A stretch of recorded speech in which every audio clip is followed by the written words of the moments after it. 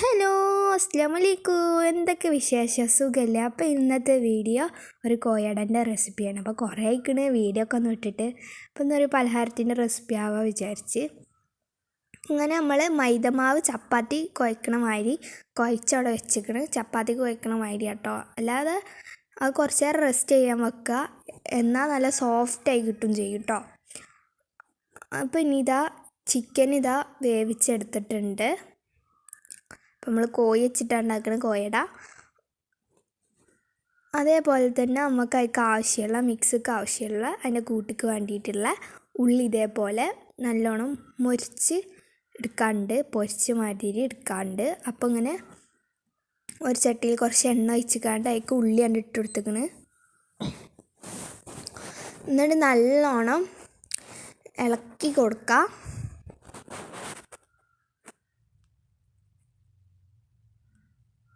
കുറച്ച് ഉപ്പ് ഇട്ട് കാണാം. അപ്പോൾ വേഗം വഴന്ന് കിട്ടിക്കോളും. ഇനി ചിക്കൻ്റെ എല്ല് വേറെയും ആക്കിയെടുക്കണം. എന്നിട്ട് നല്ലോണം ഇനി ചിക്കന് എല്ലൊക്കെ നോക്കിയിട്ട് ഇങ്ങനെ എടുത്ത് ഒഴിവാക്കണം കേട്ടോ. ഇല്ലെങ്കിൽ ചെറിയ എല്ല് കഷ്ണമൊക്കെ ഉണ്ടെങ്കിൽ തൊണ്ടയിലൊക്കെ കുടുങ്ങുമൊക്കെ നോക്കണം. അപ്പോൾ ഞാനിപ്പോൾ നോക്കുന്ന അടിയിൽ കൂടി ഒരു എല്ലും പൊട്ടിട്ടിരിക്കുന്നു. ചിക്കൻ ഇങ്ങനെ അതിൻ്റെ എല്ലൊക്കെ ഒഴിവാക്കി ഇങ്ങനെ എടുക്കണം. അപ്പോൾ സൈഡിൽ ഉള്ളി കരിയുന്നുണ്ടാകും നോക്കണമുണ്ട്. അപ്പോൾ ഇതുവരെയായിട്ട് എൻ്റെ ചാനൽ സബ്സ്ക്രൈബ് ചെയ്യാത്തതുണ്ടെങ്കിൽ വേഗം പോയി സബ്സ്ക്രൈബ് ചെയ്യും. അതേപോലെ തന്നെ ലൈക്കും ചെയ്യും. വീഡിയോസൊക്കെ ഇഷ്ടപ്പെട്ടാൽ. ഇനി നമുക്ക് ഉള്ളി നല്ലോണം വാട്ടിയെടുക്കാം. അപ്പോൾ കുറച്ച് നേരം കഴിഞ്ഞപ്പോൾ ഇതേപോലെ ഉള്ളി എല്ലാം മൊരിഞ്ഞായി വന്നിട്ടുണ്ട്.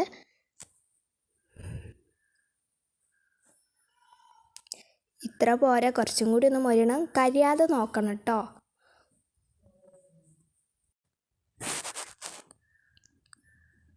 അപ്പോൾ ഇതിലാകെ ഉപ്പും എണ്ണയും ഒഴിച്ചിട്ടുള്ളൂ. കുറച്ചും കൂടി ഒന്ന് ആവാണ്ട്. അപ്പോൾ ഇത് നമുക്ക് ചിക്കനൊക്കെ ഒന്ന് മിക്സിയിലിട്ടുകാണ്ട് അടിച്ചിക്കാണ്ട് ഒന്ന് പൊടിച്ചെടുക്കുക. അപ്പോൾ എന്നിട്ട് ആ ഉള്ളി കണ്ട് സൈഡിലേക്ക് മാറ്റി വെച്ചിട്ട് ആ ചട്ടിയിൽ തന്നെ ഞാൻ കുറച്ച് എണ്ണ ഒഴിച്ചുകാണ്ട് ചിക്കനും ഇട്ട് കൊടുത്തിട്ടുണ്ട്. അപ്പോൾ ഉള്ളി ഇതേപോലെ ആവണം. എന്നിട്ട് ക്രിസ്പി ആയിട്ടുള്ള സൗണ്ട് ഉണ്ടാവും കേട്ടോ. ഇനി ചിക്കനിക്ക് നമുക്ക് കുരുമുളക് പൊടിയും അതേപോലെ തന്നെ ചിക്കൻ മസാലയും മഞ്ഞൾപ്പൊടിയും മുളക് പൊടിയും ഒക്കെ ഇട്ടെടുത്താൽ നല്ലോണം മിക്സ് ചെയ്ത് കൊടുക്കുക.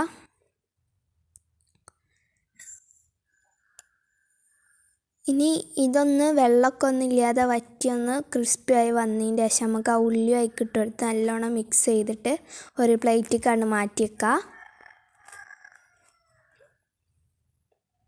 അപ്പോൾ നല്ല ടേസ്റ്റി ആയിട്ടുള്ള അതിൻ്റെ ഉള്ളിലുള്ള ഫില്ലിങ് ഇവിടെ റെഡി ആയിക്കണ്. ഇനി നമുക്ക് ഇതിൻ്റെ കോയടൻ്റെ പത്തിരി ഒന്ന് എടുക്കാണ്ട്. പിന്നെ അത് ഇളക്കുകയാണ്. ഉള്ളി ഒന്ന് എല്ലായിടത്തും ഉണ്ടായിക്കോട്ടെ. ഞാൻ ജസ്റ്റ് ഒന്ന് തിന്ന് നോക്കി ഉപ്പ മുളക് എന്തെങ്കിലും കുറവുണ്ടാകുന്ന നോക്കി. ഒക്കെ പാകമായിരുന്നു. അപ്പം നല്ല ടേസ്റ്റ് ഉണ്ടായിരുന്നു. ഇനി നമുക്കാണ്ട് സൈഡിലേക്കാണ് മാറ്റി വെച്ചിക്കാണ്ട് നമ്മൾ കുഴച്ച് വെച്ചാൽ മാവ് ഒന്നെടുത്ത് ഒന്നും കൂടി ഒന്ന് കുഴച്ച് കൊടുക്കാൻ കണ്ടത് നല്ല സോഫ്റ്റ് ആയിക്കണ്.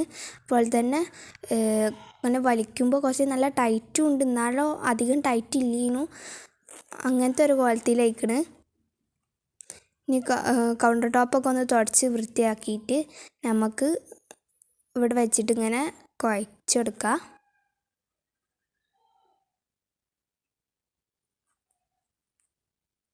എന്നിട്ട് ഇത് 2 ബോൾസാക്കി മാറ്റിയിട്ടുണ്ട്.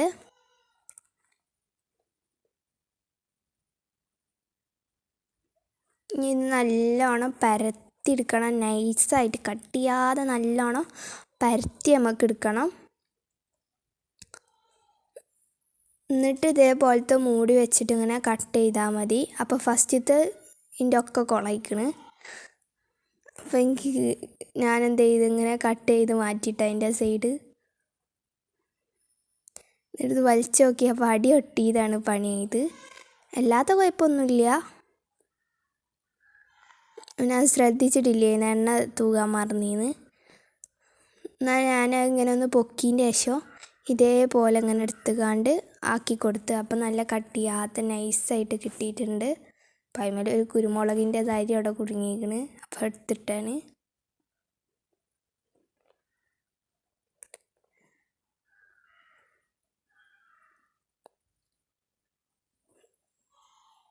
ഇതേപോലെ നല്ല കട്ടിയാതെ നൈസാക്കി എടുക്കുക.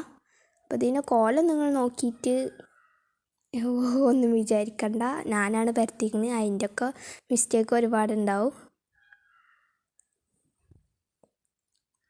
നിങ്ങൾ പരത്തുമ്പോൾ നല്ലപോലെ പരത്തിക്കളി. അപ്പോൾ ഇതാ റൗണ്ടാക്കി എടുക്കുന്നുണ്ട്. എന്നിട്ട് ഇവിടെ ഇങ്ങനെ ചുളുങ്ങിയതൊക്കെ ഞാൻ നിർത്തിയിട്ട് എടുക്കുകയാണ്.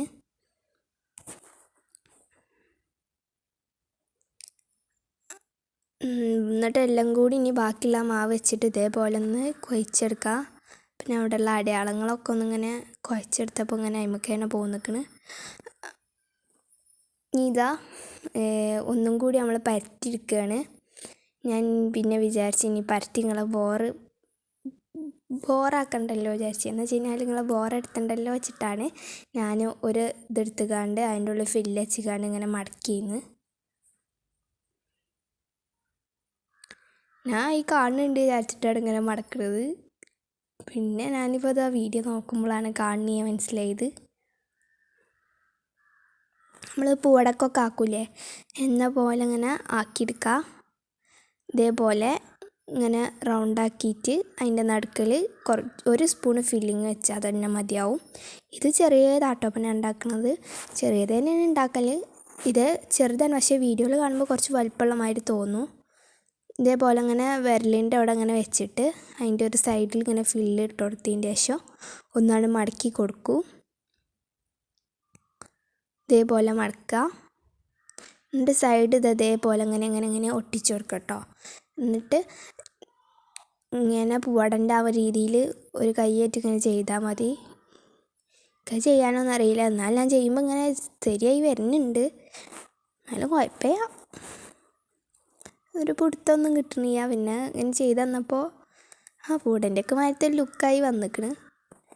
ഇതാ അങ്ങനെ എല്ലാം ചെയ്തെടുത്തതിൻ്റെ ശേഷം അങ്ങനെ പൊരിച്ചെടുക്കുകയാണ്. അപ്പോൾ ഇത്രേ ഉള്ളൂ പണി. സിമ്പിളല്ല സാധനം. മറിച്ചിട്ടുകാണ്ട് നല്ല മൊരിച്ച് ഇങ്ങോട്ട് എടുക്കുക. തീ ലോ ഫ്ലെയിമിൽ ഇട്ടാക്കിയാൽ മതി. വേഗം പൊള്ളച്ചിങ്ങനെ വരും. ഇതാ ഇങ്ങനെ കുറേ പൊരിച്ച് വെച്ചിരിക്കണേ. നല്ല ടേസ്റ്റാണ്. എല്ലാവരും ഒന്ന് ഉണ്ടാക്കി നോക്കോണ്ടി. അതുമാതിരി 30 ദിവസം വരെ കേടരാതിരിക്കും. നമുക്ക് ഇങ്ങനെ ദുബായ്ക്ക് പോകണവരൊക്കെ ഉണ്ടെങ്കിൽ ഓരോരുത്തൊക്കെ കൊടുത്തിടാൻ പറ്റിയ ഐറ്റമാണ്. അതുമാതിരി ഹോസ്റ്റലിൽ നിൽക്കുന്ന കുട്ടികൾക്കൊക്കെ കൊടുത്തിടാം. ഇത്രയുള്ള വീഡിയോ അടുത്തൊരു വീഡിയോ പിന്നെ കാണാം. അപ്പോൾ ഓക്കെ, ബൈ ബൈ.